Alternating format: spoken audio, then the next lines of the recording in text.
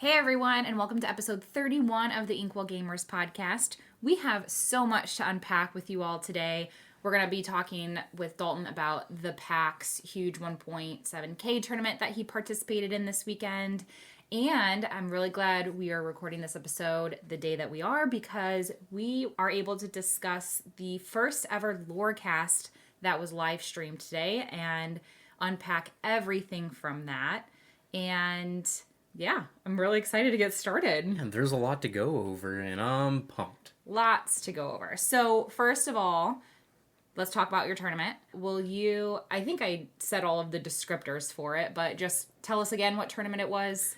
Yeah, so Taya Boyson, she hosts bi-weekly online tournaments, and this past one was the biggest online tournament up to this point. The one before that was the biggest tournament up to that point, and the one before that was also the biggest tournament. So they keep getting bigger. So they just keep getting bigger. There was 200 people in the PAC tournament, and I got top 8. Nice. So proud of you. I was able to pull, actually, I don't know if it was me, it might have just been my deck carrying me a lot of the time, but yeah, I played Ruby Amethyst, went 6-2 on day 2 to secure a 12th place finish into day 2, and then won the first match in day 2 and lost the Seal Song in the top 8. It was a really fun tournament. There were a lot of stressors just because it's stressful when you have 2 win-ins into the next day and you lose one of them. That's the first one especially. That's stressful because that puts a lot of pressure to win the second one. So, yeah, I think the most interesting thing is I played against Ruby Sapphire 4 times. Wow. And I beat it all 4 times. Which I will say, last week you did predict. You said that you suspect that Ruby Sapphire is going to be a deck that you needed to look out for in that upcoming weekend. And lo and behold, it was. Yeah, lucky me. I think Ruby Amethyst has a pretty good matchup against that. I know my opponent in the top 16 that I beat, he was on Ruby Sapphire. He seemed to think that the match was favorable. I talked to him a little bit afterward. He thought the match was favorable for him, but I had 2 spell books, and those kind of carried pretty heavily in the games that I won against him. So that was really nice. I think the big issue with the deck is that I lost to 2 steel decks. The deck just doesn't have a good way to interact with a whole New World decks. Yeah. You spend your whole first 4 or 5 turns of the game just trying to gain small incremental advantages over your opponent, and a whole New World just breaks the parity that you're trying to create, and does it so efficiently for 0 ink cost a lot of the time, sometimes as early as turn 3. So they're able to just do some really powerful things, whether it was the Steel Song deck I played or the Sapphire Steel deck that I played that kind of went over the top of me a little bit. But I think if I could figure out how to manage those matchups a little bit better, I think I can come up with a really good deck for the next tournament we play in. I know, which is going to be this weekend, this weekend. It'll be this weekend. In person. Super excited about that. We'll see what we see there, but will you walk us through kind of like a brief match by match, what you played against, and kind of the outcome of each? Yeah, so the first match was Ruby Sapphire. I won 2-0. I started off on the play, and basically kind of what I found out in testing is that if you can just get characters on board early so you can kind of sneak in 4 or 5, 6 lore before they really start to do anything really powerful or before they can interact with you, you'll eventually find a way to close the game. You don't want to be trading into their characters. You want to force their characters to trade into yours because you really have to race them before Lucky Dime and Tamatoa kind of combo together for a lot of lore.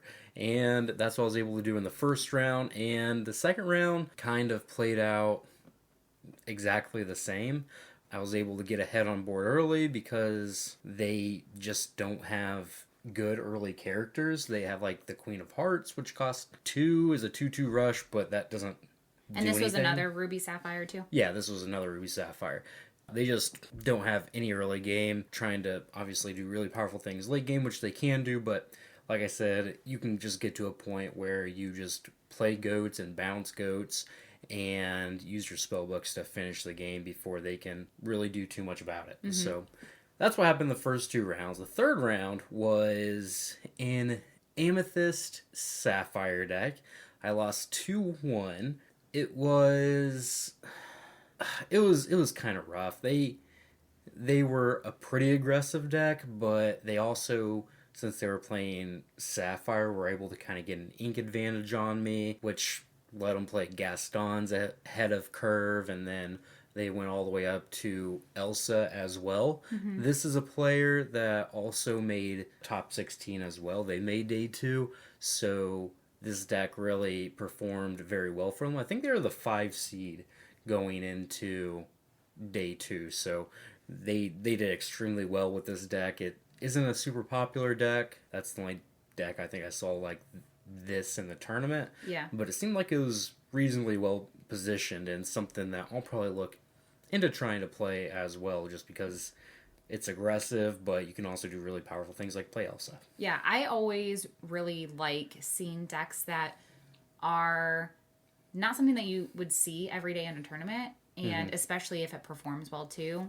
I mean, of course, a part of you always wants to go with the strongest decks in the middle right now, because obviously it's like a tried and true thing. Everybody plays them, you know that they work, but then there's another part of you that also is like, I want to try to reinvent the wheel and try to do something different and see if it works. And I feel like this was maybe a result of that. This person just wanted to see if it had legs, and it obviously had enough legs to make it to day 2. Yeah, they did extremely well. Yeah, you always want to try to be the rogue player and do something off the beaten path, but that's a lot of the times not a very good strategy. But if you That's mine, which is Hey, probably why I don't do very well. in like Magic, or I don't know, I played Hearthstone a lot. That was more of my strategy. That's the kind of thing that I like to do, and I still like to do that, but I just didn't have the guts to try to do that in such a big tournament. And Yeah. I'm pretty happy I didn't. That's true. I'm pretty happy I didn't. So yeah, I lost that one, and they did some crazy stuff the first game. They had a really sick draw. I can't remember exactly what happened. I won the second game, and then they won a very close third game that kind of came down to the last turn, basically. So yeah, then they end up making top 16. They did very well. The next one was a Ruby Amethyst mirror. I'm pretty comfortable in these mirror matches. I won 2-0. I think the hardest thing for me for Ruby Amethyst is just winning game 1, because I don't know what I'm playing against. But as soon as I know what I'm playing against, I think I can mulligan pretty effectively. And I just mulliganed all my cards to find a goat pretty much. That's pretty much my goal in the control mirrors, whether it's Ruby Amethyst or Ruby Sapphire. And I just did the whole goat thing better than my opponent in this one. So yeah, I won 2-0. The next matchup was against a Ruby Amber deck. Was a Ruby Amber deck. So I won this one 2-0. They were playing a little less typical of a version. They had the 4-cost equivalent to Lantern of Insight, or the Lantern in their deck, where it exerts for 2 ink instead of for 1. And they were kind of just playing Haymaker after Haymaker, but Be Prepared is really good. So I ended up pulling that one out. The next matchup was against Ruby Sapphire. Again, the third time I played against the deck. I won 2-1. The second game, I'm pretty sure, is the game that I lost. And it was pretty close, but I think I got a little unlucky to lose that game. I think they might have top decked a Tamatoa or something. Round 7, played against Sapphire Steel. This is probably the deck's worst matchup, I think, just because they draw so many cards, and the Quill lets them use all the cards that they draw really effectively and way more efficiently than what you can. So I think that's just a really hard matchup. I ended up losing 2-1. Game 1, they had the sickest draw on the play, and it wasn't even close. They had like 11 ink, and I had like 4 or something like that. Oh my god. And they just had a bunch of cards because they sang a whole new world was like the last card in their hand twice, and they're able to sing it, and it was just brutal. Game 2 I won. It was pretty close on the play. Then game 3 was much closer, but I still lost. So that was rough. That was the first winning in, and then round 8 was against Emerald Steel as well. It was like a Bucky discard version, and they beat me the first game. I just didn't find a second Be Prepared in the top like 30 cards. They kind of whole new world into Ursula to take my first one, and then yeah, I just never found another one in the top 30 cards, which happens sometimes.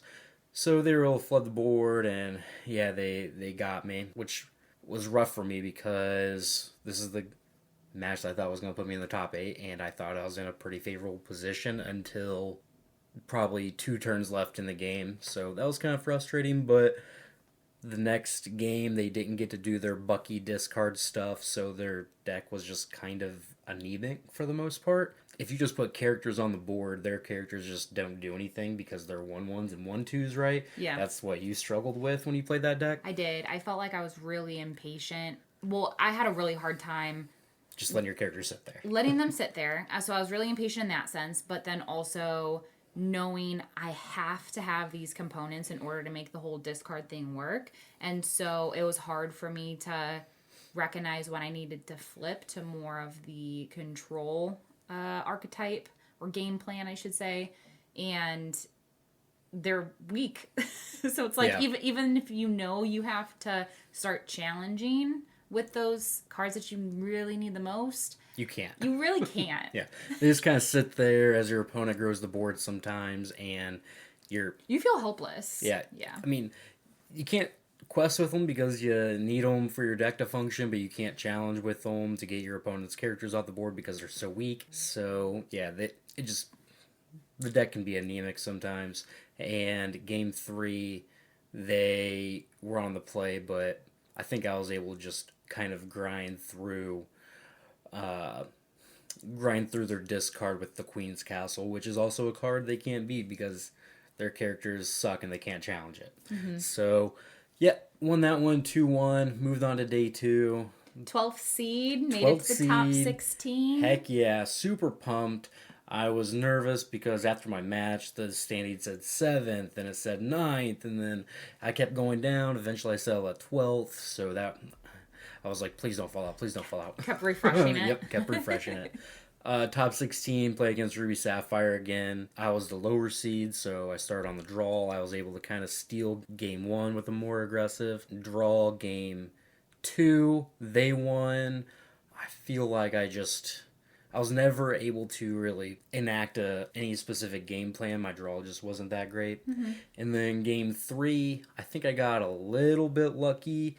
I drew the rabbit at the perfect time to basically enable my whole draw because I was kind of stuck with some like Be Prepareds and stuff in my hand. Yeah. My draw was just terrible until I drew the rabbit on turn 4. And then at the very end of the game, I was able to kind of just put characters on the board. They had to be prepared every turn as I was activating spellbooks, and they just have a really hard time dealing with multiple spellbooks. So I was able to win that one 2-1. And then top 8, I kind of lost a heartbreaker to Steel Song. That was a rough one to watch. Because obviously I'm not in there with you, and so like I had it on the TV and I had my headphones in. I was like trying to be quiet, but also I really wanted to listen in, and that was a rough one to watch. I felt really bad. Yeah, this one was tough. I got my butt kicked the first game. They did Steel Song stuff where they just like sang on turn 3, did their really sang a whole new world on turn 3, did really powerful stuff. I never really had a chance. Mm-hmm. Game 2, obviously I was on the play, so I was able to get ahead on board, and their draw wasn't great, so I was able to take that one. And then Game 3, basically what happened was I probably need to draw a Be Prepared and have it in my hand for or have it in like the bottom 20 cards of my deck or whatever. Like, I didn't draw a Be Prepared for 40 cards or so in a row, is what I'm trying to get at. And there were 3 left in my deck, and I had 10 cards left in my deck, and 3 of them were Be Prepareds. And I just needed that in order to just alleviate enough pressure so I could sing with my Maleficent, develop on the board, and then I might have been able to win in 2 turns because they just really had nothing. So they were able to kind of get there with flutes at the very end. I probably made a misplay on the last turn as well, which didn't really help, but I think I was just I had a one-track mind. I was thinking, Be Prepared or bust. There was probably another out. I didn't think about it until after the game was over, but... Which was what? What do you feel like you should have done? So... And sorry, really quick, if you guys are interested in watching all of his matches, I know you have posted a giant video of all your day 1 stuff. Your day 2 stuff's coming, but if you are interested in going back and kind of watching his matches, it'll be on our YouTube channel. But sorry, Absolutely. Go ahead. Yeah, so I ended up just playing Friends on the Other Side. I didn't sing it because there were like 12 cards left in my deck, and I was just thinking, okay, one of these is going to be one of my 3 Be Prepareds. Like, it's bound to be. And then I wanted to make sure I got all the lore from my characters in play so that essentially I could, keep up in the race. But what I should have done was just seeing Friends on the Other Side with my Merlin Rabbit, Quest with my Maleficent. If I didn't find Be Prepared, then I could have bounced Maleficent and replayed it. I didn't leave myself that out because I actually just paid the ink cost for Friends on the Other Side. And there was also a turn earlier where I inked a Friends on the Other Side, but I actually didn't think I would need it because I had seen so many cards in my deck anyway. But I guess that could have been a mistake. I probably should have just kept that in my hand, even though I wanted to ink that turn. Mm-hmm. So there were some decisions that led to the loss. I might have lost anyway, even if I drew a Be Prepared. It would just kind of depend on if they had enough songs to activate the 2 flutes that they had. But yeah, it would have at least given me another chance. Oh well, it doesn't matter. It felt bad then, but we're just on to the next one, which I will probably play Ruby Amethyst again. So was there anything specific that your opponents did or played that was notable and kind of surprised you? Or maybe you're like, oh, I didn't even think to play that card in this deck or whatever. Is there anything noteworthy from your opponents? So, I mean, we already talked about it, but the main deck that I was kind of impressed with was the Amethyst Sapphire deck that I lost in round 3 against. It was really aggressive. It was able to take advantage of the extra ink you get from Gramatalas and Mickey's really well, even though those aren't the most aggressive characters. And like I said, they top 16'd. So I was really impressed with that deck, and I kind of want to test it out before this weekend. Yeah, and you said that they played Big Elsa, right? Yeah, they played 8-cost Elsa, which is not a card you see a lot, but... If you're playing a ramp deck, I mean, why not? Yeah, I mean, the biggest cost is that it's just uninkable, but...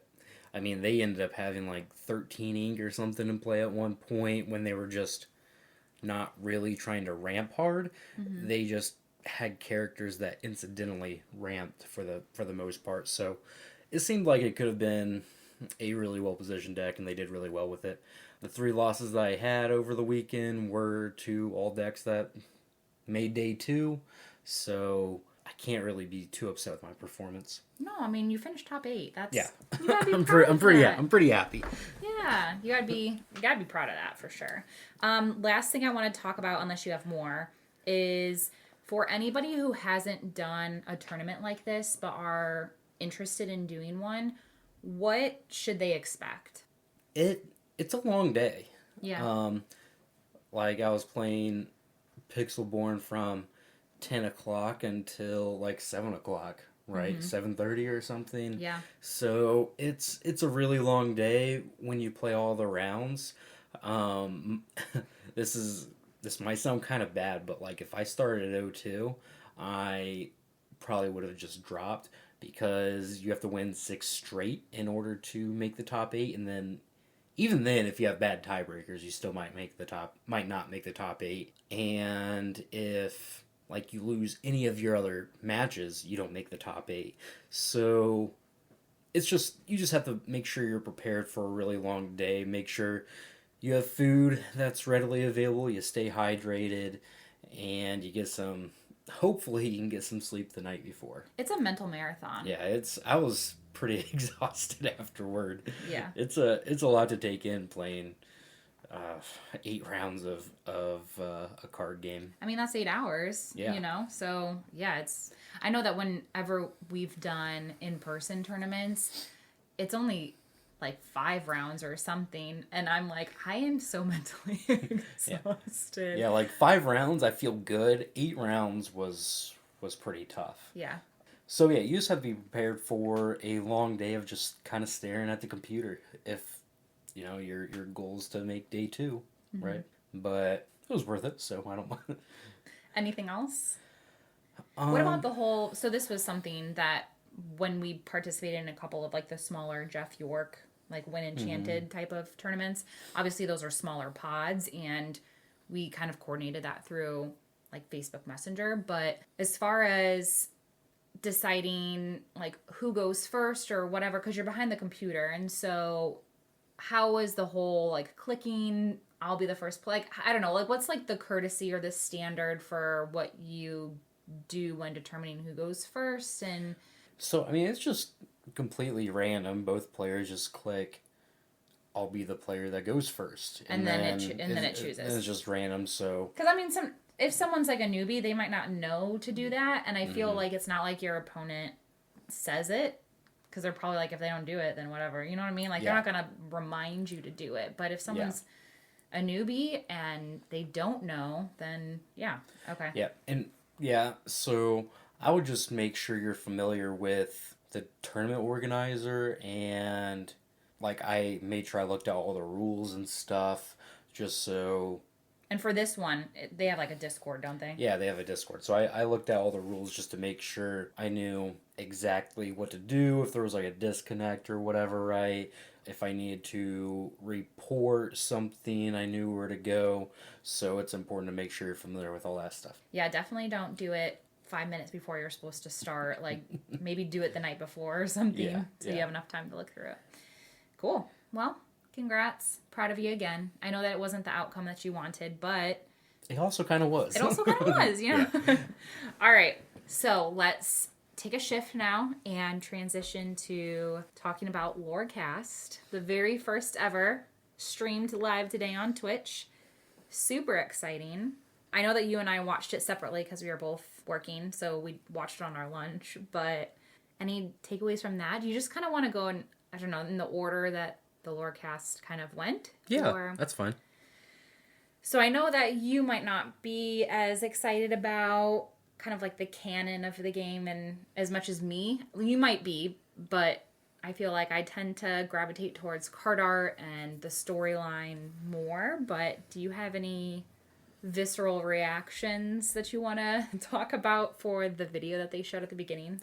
So it was kind of hard because I was just like watching on my phone, and like the trailer was really well done, I thought. Yeah. I love their trailers. They're pretty awesome. And like the one thing that I noticed was like Mulan there with them all. And I'm like, we're going to get a sick Mulan card. And we did. Then we did. Yes. So that's like the first thing I thought of, and I was just kind of tunnel visioned on that for the most part.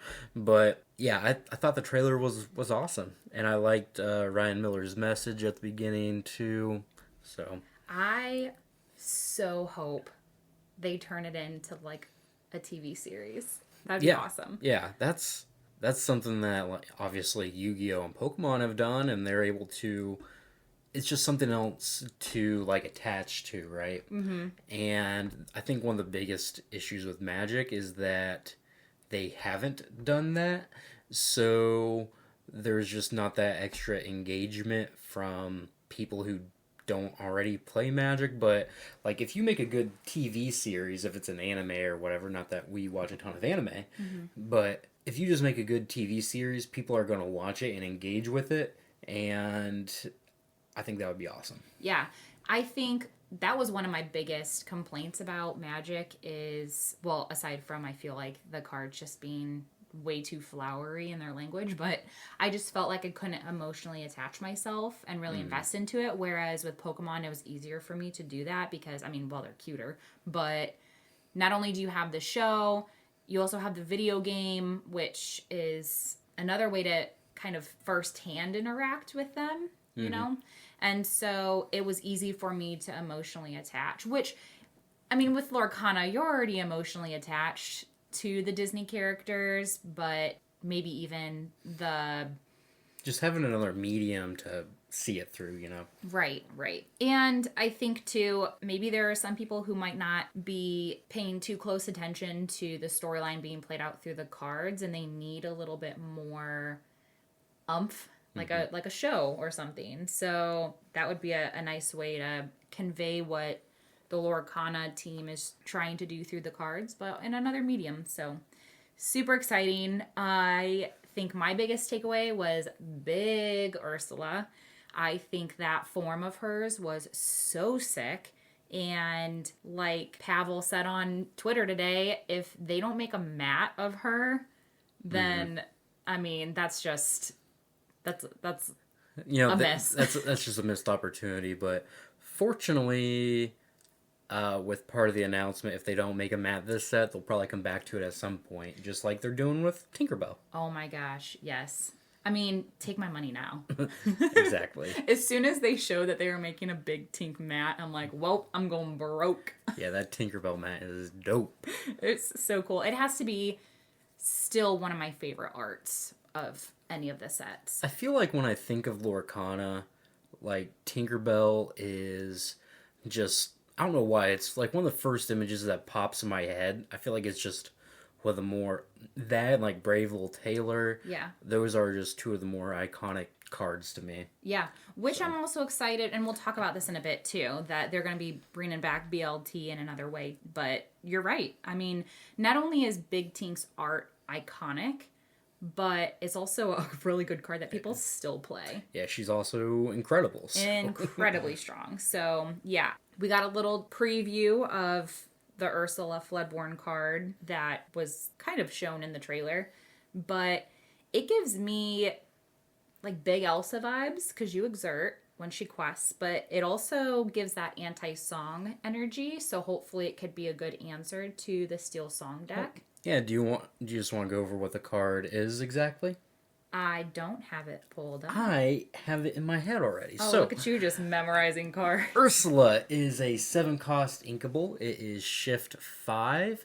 It is a 4/7 that quests for 3, and it has 2 abilities. Essentially, the first one is whenever this character quests, you may exert chosen opposing character, and the second one is other characters can't exert to sing songs. So one thing to note about that is that your other characters also can't exert to sing songs. And if you have 2 of these in play, my guess is that neither of them would be able to exert to sing songs. Because they say other characters can't, so they kind of cancel each other out. I am really impressed that you rattled all of that off. It sounded like you were literally reading off the screen. I got it down. I'm just so I'm still distracted how you just like rattled that off so precisely. But yeah, definitely something to watch out for. And I'm sorry, will you repeat the condition for the anti-song? Is it when exerted or no, other it just characters? says other characters can't sing songs. And that's when she quests or just when she's in play? Just when she's in play. Okay, so that's definitely something as the player of that card that you need to consider when you're doing the order of things. If you do intend on singing a song that turn, make sure you do it first, then you can play the card to the board. But other than that, I think that's pretty easy to work around while still setting your opponent back on their gameplay. Yeah. I think her being good is going to be dependent on having a good shiftable target for her that makes sense.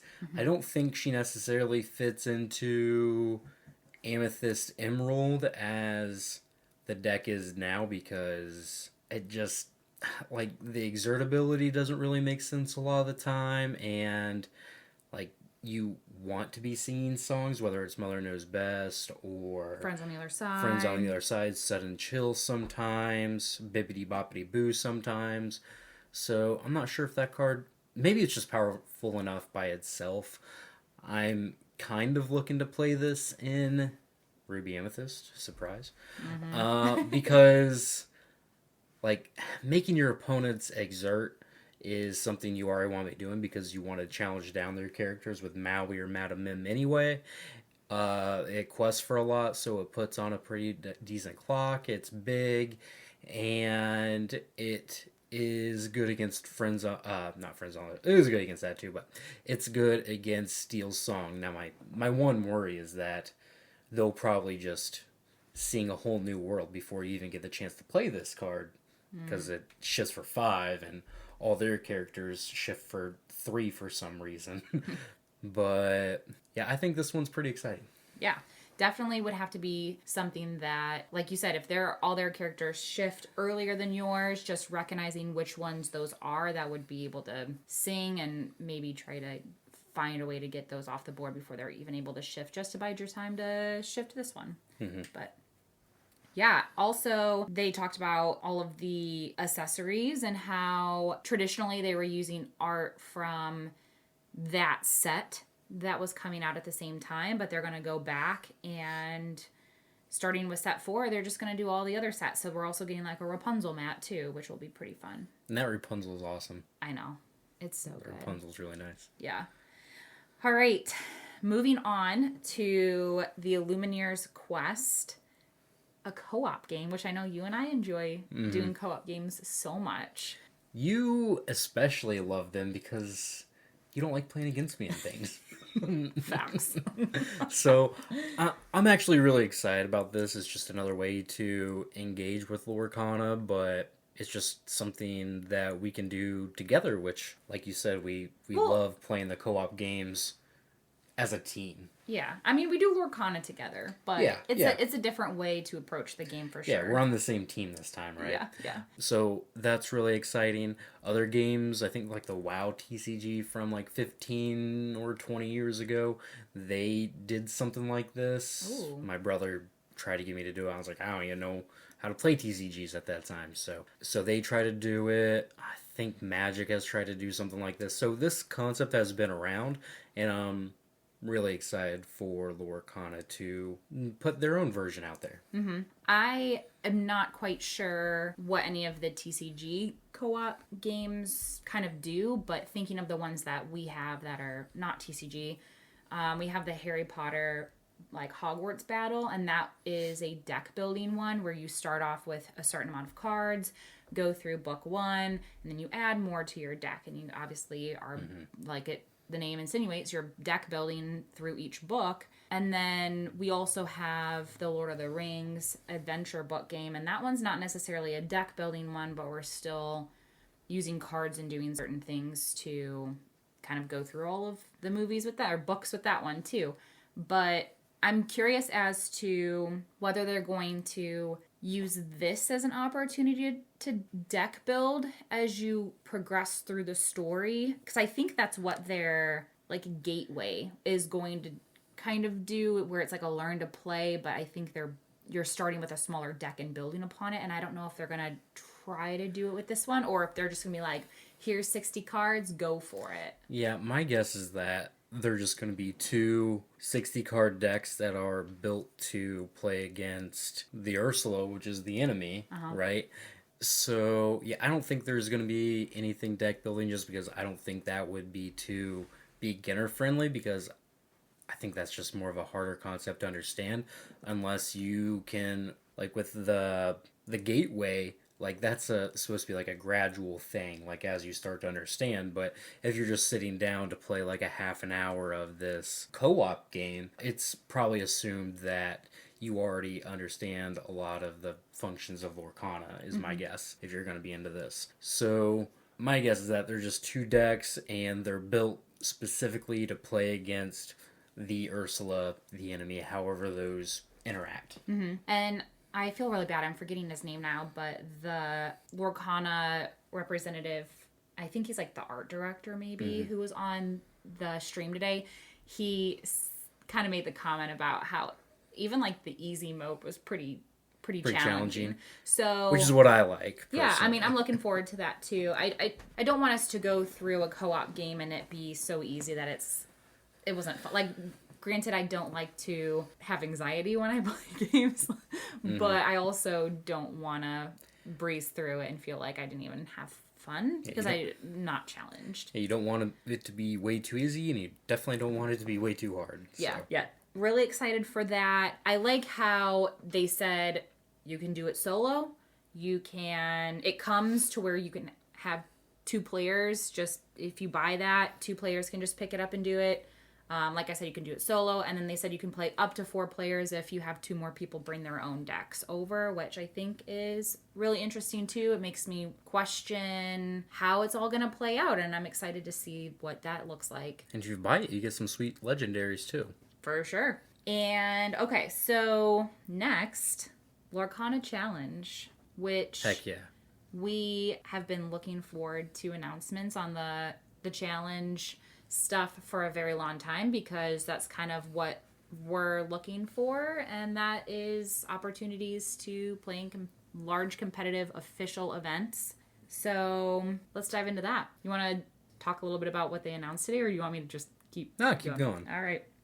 So yes, if you're not familiar, but keep hearing Disney Lorcana Challenge, wondering what it's like. Basically official events. I think they're gonna do like regional ones first, and then you can qualify to go to like a big national tournament, I think. Yeah. So they'll have the North American Championship, which is what I think they officially called it today, the term that they used, and then I think they said that there'd be a European one. But I assume that they would also have like a pack regional or championship too, but maybe just for now they're going to be focusing on North American and Europe. Yeah, I guess regions. I don't really know how popular Disney is in the pack area. Well, they have a Disneyland Tokyo, but maybe since it's such a new game, they're wanting to just test the waters in a limited area, and then if it catches fire, just keep spreading it, obviously. But yeah, they have 2 of the Lorcana Challenge events in France and Germany, and coming up in the middle of summer, so they're definitely spreading it out a little bit over there. And they said 2 more events in the European region that they haven't announced yet, and they've already announced 2 for North America and have 4 more events that they're going to be announcing as well. But one of them, we live pretty close to where we could just drive there for the weekend and go to Chicago. Yeah, we're definitely going to go to that one. We'll probably catch a train, is my guess. We're going to try to go if we can get tickets. If we can get in, 100%. If we can get tickets in time, we're definitely going. And I am going to talk this one into going to Georgia as well. I said I'm open to it, but we just already have a couple of vacations planned, so I gotta look at the budget. Priorities, Dana, priorities. I know. No budget when it comes to Lorcana, I feel like, is what goes on with us. So I'm totally guilty of that too. But yeah, so June 8th and 9th, Chicago. May 25th and 26th, Atlanta.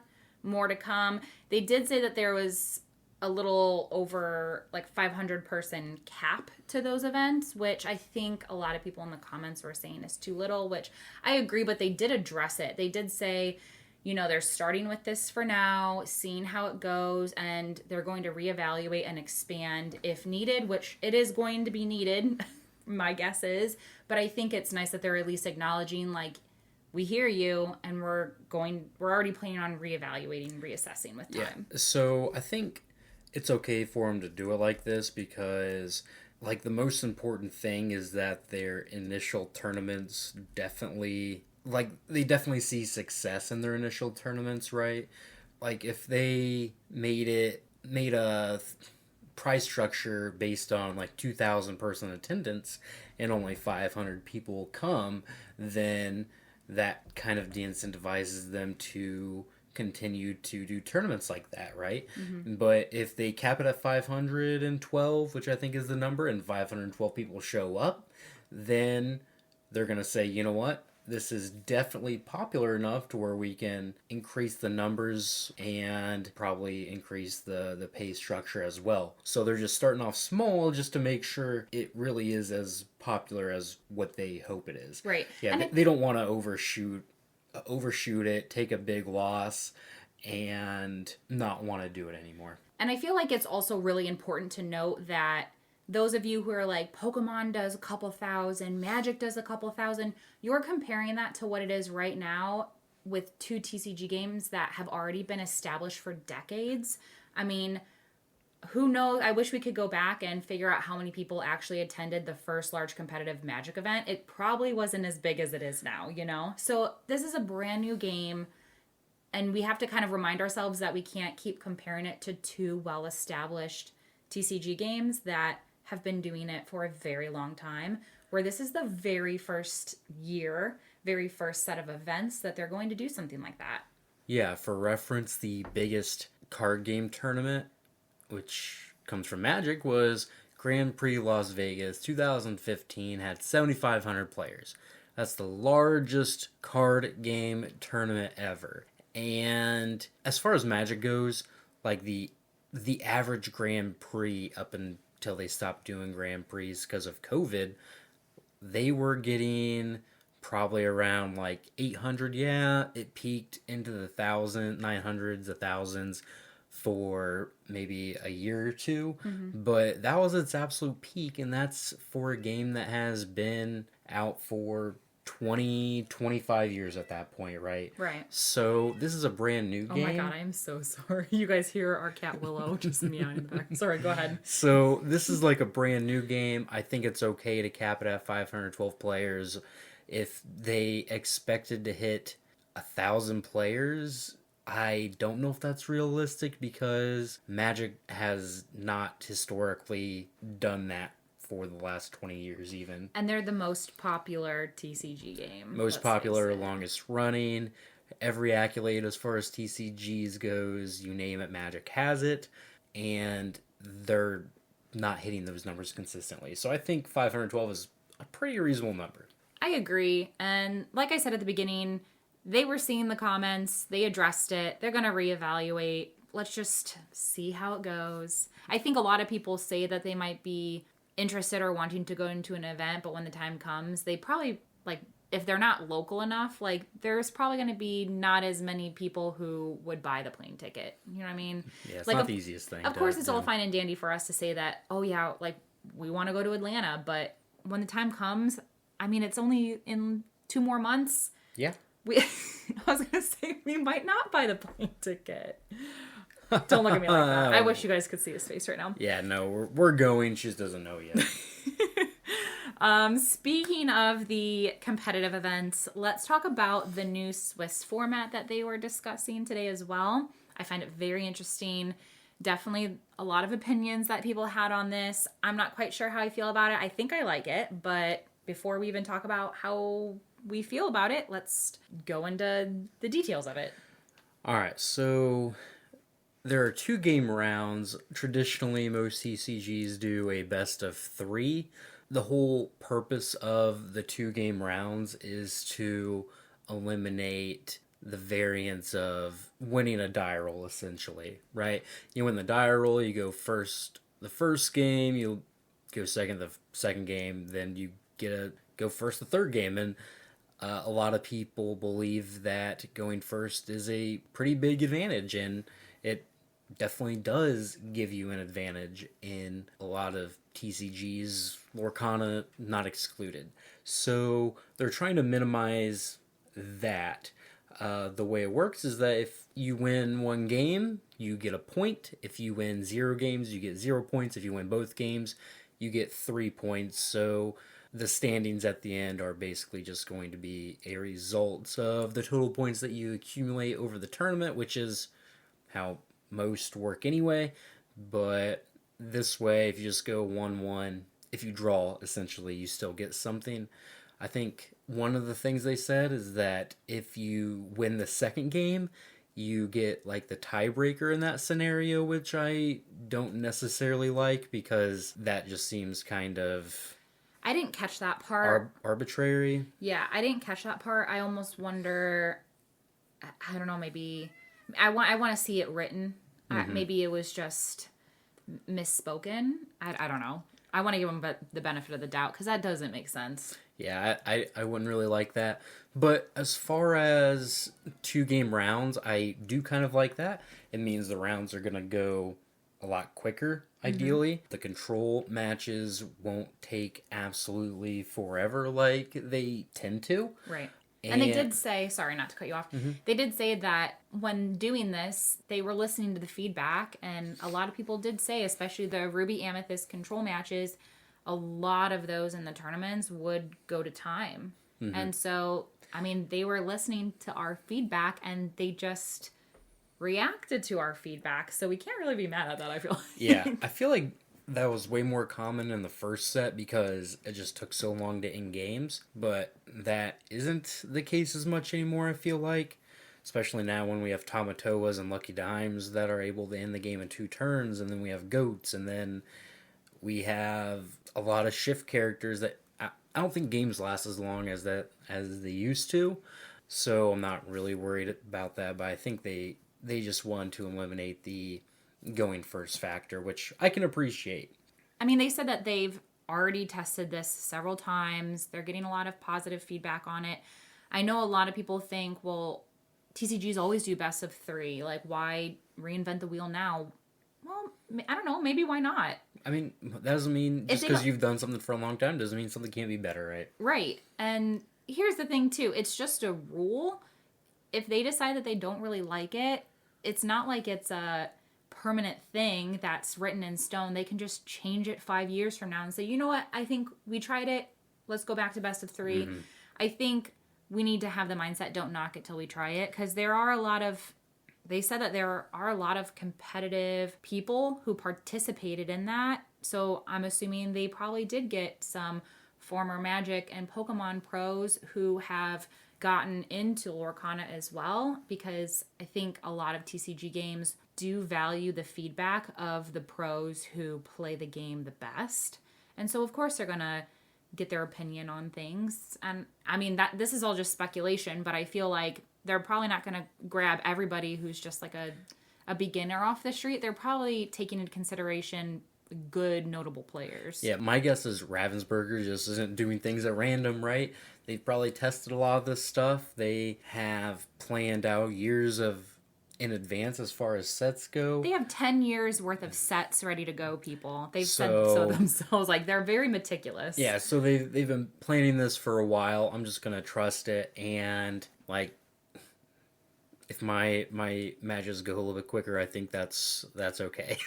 Yeah. Honestly. And they didn't say that everybody is forced to do this at like your local game stores. Like, this is for sure going to be how they do the Disney Challenge events, but if you don't like it and your game store doesn't like it and the people that you play in League don't like it, you guys don't have to do it. It's just their official competitive event. So yeah. I mean, I don't know. I'm excited for it. I think very similarly to how Aaron from the Illuminateers described it today, it kind of gives you credit for still winning a game, but maybe not winning the match. And because it is kind of hard sometimes when you and I go to tournaments and obviously we're not near each other. And when we come back and you're like, how'd you do? And, oh, I lost a lot today. Like, I suck. But I might have won one game in all 4 matches. And yeah, those games are wins. And I should feel proud of that. And I mean, to be clear, I'm not the type of person that's like, everybody gets a participation trophy, which, I mean, everybody gets a participation card that we're going to talk about here in a second. But I do think to get good competitively, like, you got to lose some, you know? You got to lose some to learn from it. But Lose a lot. You gotta lose a lot. So I do have that mindset as well, but I do appreciate them trying to find something new and different because this is a new and different game. Yeah, absolutely. I wonder how that is going to affect deck building because, like I said, for me, I think that a lot of the time I do better when I know what I'm playing against because I can mulligan better. So I wonder how that is going to affect my deck choices going forward because I feel like Ruby Amethyst is a deck that can, if you know what you're playing against, you can mulligan really well towards it for 2 games, and then you can win both of the games after you lose the first one. Whereas if you don't know what you're playing against, and then you get a bad draw, maybe, I think it also. I kind of mixed opinions on this because I think it also increases variance a little bit. Where if you just have an absolute terrible draw and your opponent has a really good draw, then you don't have as many games to average out the luck. So I don't know. I think it helps increase variance a little bit, but I'm still willing to try it. But I just have to see it. Yeah. Just have to do it. All right, next we are going to be talking about the challenge prizes that they showed and announced, which are sick looking cards. Oh, they're so awesome. Oh my gosh. So if you didn't join, we'll go through it really quick. So they have cards that we're already familiar with, but stylized in a new way, foiled in a new way, and they look so sweet. So for everybody that shows up to the challenge event, they're going to get a special Dragonfire card. So That's why we have to go to every single one so we each can get a playset. Oh my gosh. Okay. I already said we're going to consider Atlanta, okay? Consider it done. Day 1 players, basically, it will kind of turn out to be roughly the top 64. They're going to get a Let It Go. Looks very pretty. It's gorgeous. All of these look gorgeous. Top 32 are going to get Cinderella Stout-Hearted. This one I love. It's absolutely beautiful. Oh, the Cinderella is amazing. It's probably one of my favorite TCG arts ever. It is so pretty. And I love, too, how they said, when that card was released, everybody was like, how is this not an enchanted? But in the back of their minds, they're like, we're giving you something better. We have something better prepared for this one. Yeah, so that's pretty cool. It's amazing. Top 6 will get Rapunzel Gifted with Healing. And then I think it was the winner, right? Yeah, the winners will get a cereal. It might have been top 4. I thought it was top 8 gets Rapunzel, then the top 4 get a I could Mickey. Totally be wrong. I was doing this on my lunch break and trying to keep up with my notes. I think it's top 8 gets Rapunzel, and then the top 4 get a BLT. I could be wrong too, but I think that's what they said. Okay. Something definitely that is noteworthy of that is they are serialized. So we don't even know what they look like yet. I know, we don't even know what they look like. Yeah, and Liam from the Illuminatiers even said how it'll be really fun to, if they ever were to get out of the hands of the original winner, because they're serialized, we can trace it back to be like, oh, this was so-and-so's card that they won in 2024. So I think that'll be pretty cool too. But yeah, sure. we haven't even seen that one yet. They haven't revealed it. I'm excited to see it because, like we said earlier, that was one of the 2 main arts that just really grabbed people in set 1. And yeah, super excited for that. But those will be all foiled in a different way, they said. So it's kind of like this rainbowy, wispy, swirlized foil, which it looked really cool on screen, and I bet you it's even better in person. Oh, yeah. Yeah. Challenge mats. There's also going to be foiling on the play mats as well. And I think the one that they showed was like a Rapunzel. Yeah, it was the new Rapunzel art. Yeah, the new Rapunzel art to match the promo card. But I think that's pretty fun that they're foiling play mats too. Yeah, those are going to look so sweet too. Yeah, for sure. But I think that might be it for the challenges, at least the notes that I have. Do you have anything that you want to add before we go over a couple of cards. We're not going to go over all the cards that are revealed today, just some that are kind of noteworthy. I think we have like 6 or so. But Yeah, let's hit up the cards real quick. all right. So first, Aerial Sonic Warrior. It is a steel 3/8, 6 cost inkable, shifts for 4. If you play a song, pay 2 ink to deal 3 damage to chosen character. Also quests for 2 lore. What was your initial reaction of this? I mean, this is just a card that fits right into the already existing Steel Song deck. Steel and Amber, I feel like they just get all the good shift cards. I thought you were going to say they get all the good shit, which is also accurate. They do. They get all the good shit. They get all the good shift cards, which, like, I think this card might already be better than Ursula if you were to just play them on the board. But it also shifts 1 less than the new Ursula. I don't know. I think this card is pretty strong if it's already into an existing archetype. You're already playing smaller Ariel. Yeah, you're already playing Ariel Spectacular Singer. It's like one of the best cards in the deck. So, yeah, this... I mean, they're just like hand building this deck, and it's frustrating. With an 8 willpower, that's a big booty. That's going to be pretty annoying to get rid of, too. Yeah, this in combination with Cinderella Stout-Hearted, it's just going to be really hard to get your opponent's characters off the board. Agreed. All right, next we have a new Mulan. She's an archer, and it is a 6 cost inkable ruby card, a 2/6, shifts for 5, quests for 2, and if you shift to play her, you get +3 strength for her, and when it deals damage in a challenge, you deal that same amount of damage to 2 other characters. That's bonkers. Yeah, so I think this card will only be good if there's a good Mulan to shift onto. There is like a 5 cost Mulan, but that's not very good. And the Amber one isn't either. There's like another 4 cost Mulan with Rush, I think. That's right. That's not very good. She has like the helmet on, I think. Yeah, she's uninkable. Yeah. The reason why I don't think this one's going to be great is because it's probably just going to get taken out by Madame Medusa over and over again because it only has 2 strength the turn you play her. Mm-hmm. So, yeah, I don't know. If there's a good shift target for this, I think it will be good. Morph, yeah. And, yeah, potentially. Will we see the rise of Emerald Ruby?